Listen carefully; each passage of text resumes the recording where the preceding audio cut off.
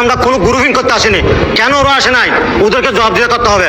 কেন ওরা আসে নাই, কি কাজে গিয়েছে ওরা? আমরা চাই ওদেরকে একসাথে বসে প্রতিটি ওয়ার্ডে, প্রতিটি ফাড়ায়, প্রতিটি মহল্লায় আমরা গণশুনানি করবো।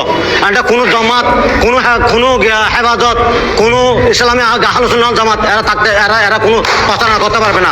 দেশটা তোমার বাপের নাকি করছো চলা কলা, কিছু বললে ধরছো চেপে জনগণের গলা।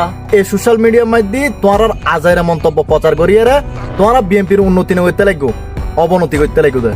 বাংলাদেশ হইতে গণতান্ত্রিক রাজনৈতিক দেশ, এখনো নির্বাচনের মাধ্যমে হনদল ক্ষমতার মধ্যে নয়।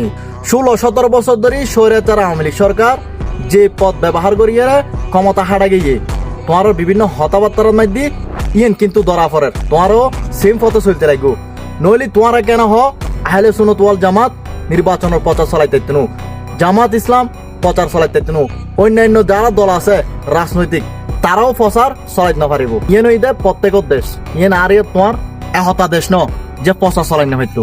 নির্বাচনের আগ পর্যন্ত বেগুনে জায়গাতুন প্রচার চালাইব। জনগণতে যারা ভালো লাগে, যারা যোগ্য মনে হয় তারা ভোট দিয়ে জয়যুক্ত করিব এবং রাঙ্গুনিয়ার উন্নয়ন করিব। ইবহক অ্যাডভোকেট ইকবাল হাসান, ইবহক ডক্টর রেজাল করিম, ইবহক হুমাম কাদের চৌধুরী। কি হব বুঝো না, মাথার মাইদি সেভ করিলা